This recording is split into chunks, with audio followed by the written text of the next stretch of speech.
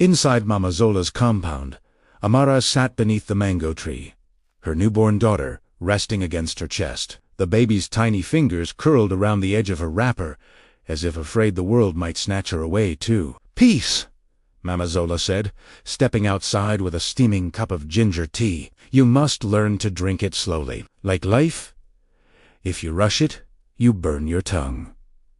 Amara smiled faintly. "I never thought I'd live long enough to hold my own child." Mama Zola placed the cup in her hands. "Life has strange ways. Sometimes the seed that falls on stones still finds a crack to grow." Across the yard, Kofi stood by the gate, speaking quietly into his phone. His face, usually calm and composed, looked darker today, like a storm cloud gathering at the edge of the horizon. Amara noticed the tension in his shoulders. "Something is wrong," she murmured.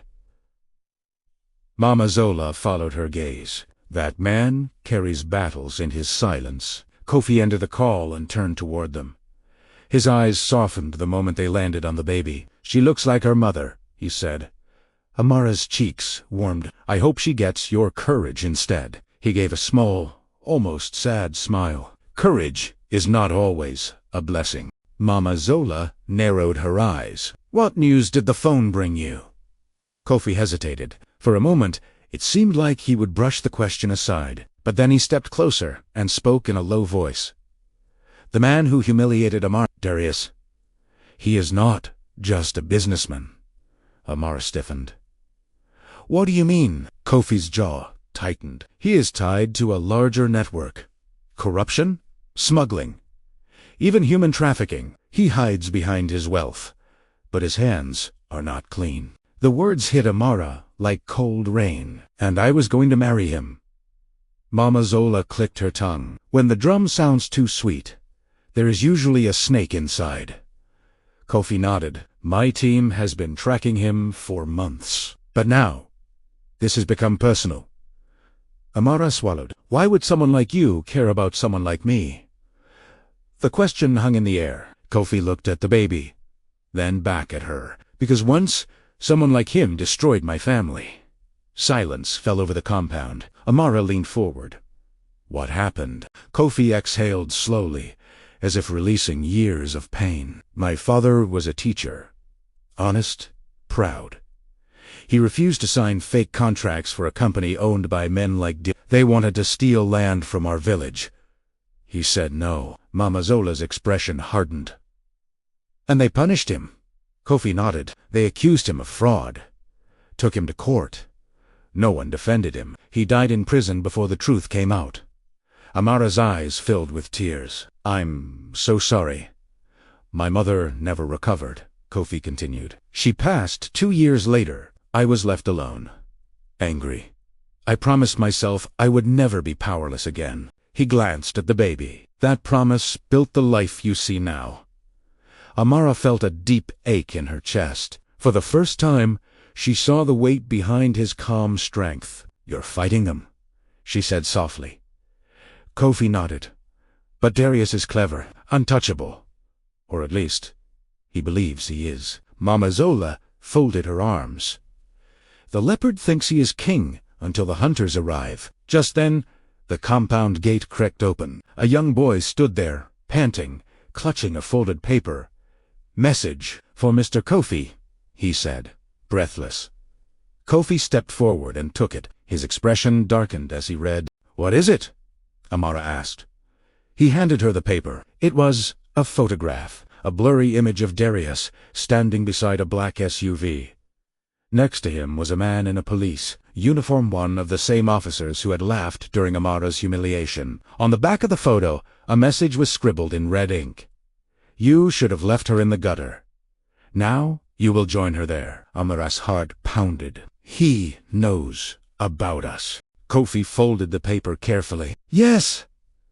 Mama Zola stepped closer. "Then the storm is coming." Kofi's voice was calm, but his eyes burned with quiet fire. "Let it come." Amara looked down at her daughter. Fear tightened around her chest like a rope. "What if he hurts her?" she whispered. Kofi knelt beside her. "No one will touch you or this child. Not while I am breathing." "Mama," Zola nodded. When the lion guards the hut, even the hyena keeps its distance. But as the wind rustled the mango leaves, Amara couldn't shake the feeling that the storm gathering around them was bigger than any of them realized. And storms, once they arrived, never asked permission before they destroyed everything in their path.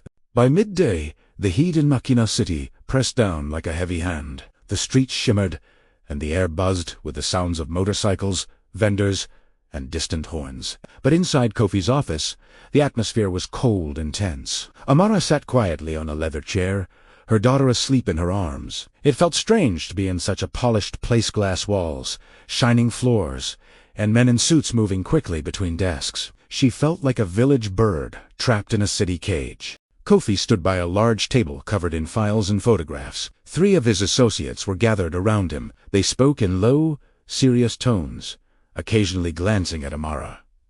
"We've confirmed the warehouse," one man said. "The trucks arrive every Friday night." Another added, "But we still don't have enough evidence to tie Darius directly to the operation." Kofi's expression hardened. "We need proof. Not rumors? Not suspicions? Proof." The men nodded and returned to studying the files. Amara shifted in her seat. "What are they talking about?" she asked quietly. Kofi walked over and knelt beside her. "Darius owns several warehouses near the port. Officially, they store imported electronics, but the records don't match the shipments." Amara frowned. "So he's lying. He's hiding something," Kofi said, "and I intend to find out what." Mama Zola, who had insisted on coming along, sat near the window with a bowl of groundnuts. When a man builds many doors, it is because he wants to hide what is inside the house. Kofi smiled faintly. "Exactly." One of the associates approached with a folder. "Sir, there's something else." Kofi opened Italiano. His eyes scanned the documents, and his jaw tightened. "What is it?" Amara asked. He handed her a photograph. It showed a group of young women standing near a truck. Their faces were tired, frightened. Some looked no older than 6. Amara's heart dropped. "Who are they?" "Missing persons," Kofi said, "from different parts of the country. All last seen near Darius's warehouses." Amara covered her mouth. "He's selling them?" Kofi nodded grimly. "That's what it looks like." Mama Zola slammed her hand on the table. "That man is worse than a snake. Even a snake only bites when threatened." Amara felt a wave of anger rise inside her. "And he wanted to marry me, stand beside me in front of everyone, pretend he was a good." And Kofi looked at her gently. "You were not the first he tried to deceive, but you will be the last." She tightened her hold on her baby. "Then stop him." Kofi straightened. "That's exactly what we're going to do." He turned to his team. "Prepare the surveillance. I want eyes on every entrance to that warehouse by tonight." One of the men hesitated. "Sir, if we move too fast, he'll know we're coming." Kofi's voice was firm. "We're not moving fast. We're moving smart." The men nodded and quickly left the room. Amara watched them go. "Is it dangerous?" Kofi met her eyes. "Yes." She swallowed.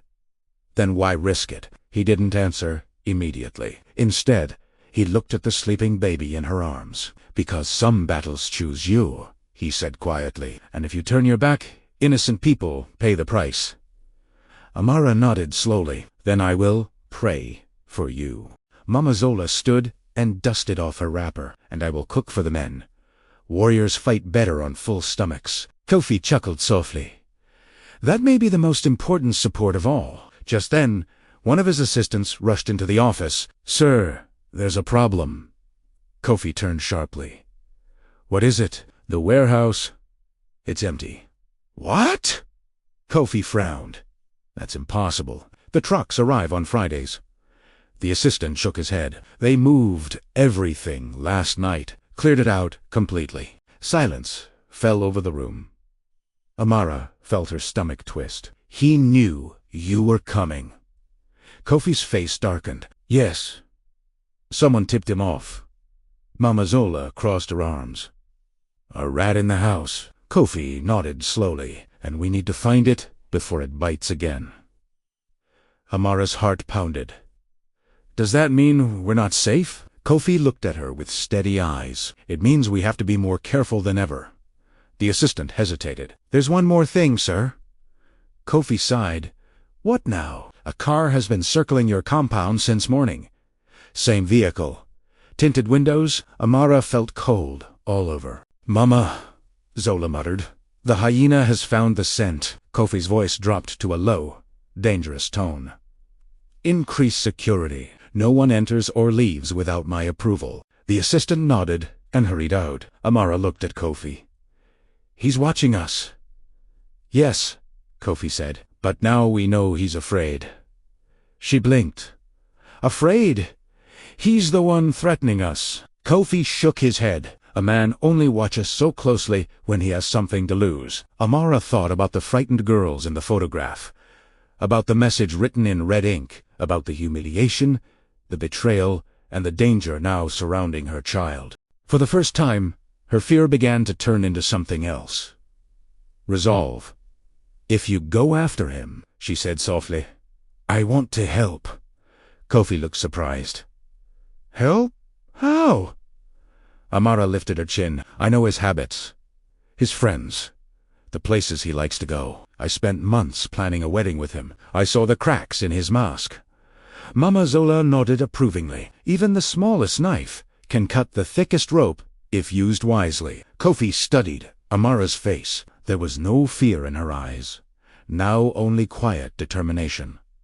Very well, he said, but you stay under my protection at all times. Amara nodded.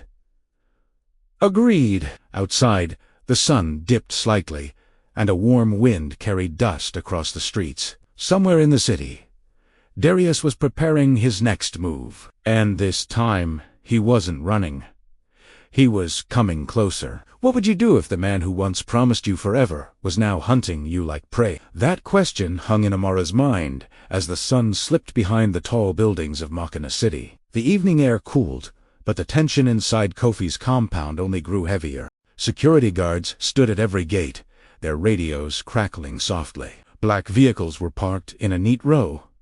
Engines ready, headlights dark. Inside the main house, the lights glowed warmly, but no one felt at ease. Amara sat with Mama Zola in the kitchen, feeding her daughter. The baby gurgled softly, unaware of the danger hovering around them. Mama Zola stirred a pot of soup, the smell of spices filling the air. You must eat, Mama Zola said gently. A hungry heart is easier to break. Amara shook her head. I can't swallow anything. My chest feels tight.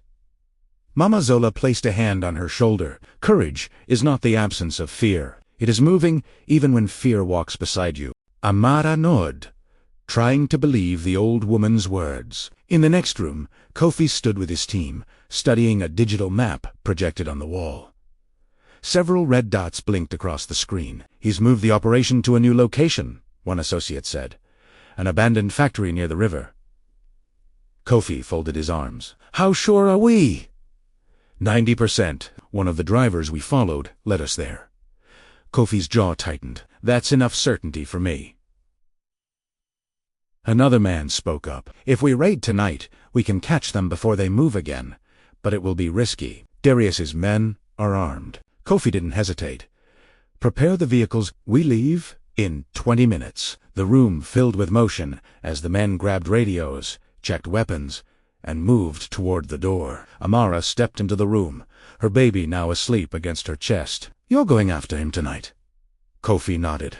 Yes, she swallowed. Then promise me something. What is it? Promise me you'll come back alive. Kofi looked at her for a long moment. I will do everything in my power to keep that promise. Mama Zola appeared behind Amara. And I will keep the child safe until you return. Go and do what a man must do. Kofi gave a small nod of respect. Then he turned and walked out with his team. The compound gates opened slowly, and the vehicles rolled into the night-like silent shadows. The drive to the factory was tense and quiet. Streetlights flickered past the windows, and the city slowly gave way to darker, emptier roads. In the distance, the river glimmered under the moonlight. When they arrived, the factory loomed like a sleeping giant. Broken windows stared down at them like hollow eyes. The air smelled of rust and damp earth. Kofi raised his hand. "Everyone ready?" His men nodded. "Then move." They approached the building from different sides, their footsteps silent against the gravel. One guard forced open a side door, and the team slipped inside. The interior was dim, lit only by a few hanging bulbs. Crates were stacked along the walls, and the sound of low voices echoed from the far end. Kofi signaled his men to spread out. As they moved deeper into the factory, Te Sutem, a group of young women huddled together near a truck, fear written across their faces. Two armed men stood nearby, talking quietly. Kofi's eyes darkened. "There they are." He raised his hand, counting down silently. 3, 2, 1. Move. His team rushed forward. One guard grabbed the first armed man before he could react. Another tackled the second, knocking the gun from his hand. The women screamed, then froze as Kofi stepped into the light. "It's okay," he said gently. "You're safe now." One of the girls burst into tears. Another clung to his arm. "Please don't let them take us again." "They won't," Kofi promised. Suddenly, a loud engine roared outside. Kofi's head snapped toward the sound. "Check the back entrance." One of his men ran to the door and looked out. "Sir, a car just sped off." Kofi's expression hardened. He had been there, watching, waiting, and he had escaped again. Kofi clenched his fists. "Secure the girls. Call the authorities. We're shutting this place down." Within minutes, sirens wailed in the distance. The rescued women were guided into the vehicles, their faces still pale but filled with relief. Kofi stepped outside and stared at the dark road where the car had disappeared. "You can run," he murmured, "but not forever." Back at the compound, Amara paced the living room, her baby in her arms. Every passing minute felt like an hour. When the gates finally opened and the vehicles rolled in, her heart nearly stopped. Kofi stepped out, unharmed. Relief flooded her body. "You're safe," he nodded. "And so are they. Did you catch him?" Kofi's face grew serious. "No, but we're closer than ever." Amara looked down at her sleeping daughter. "Then maybe justice is coming."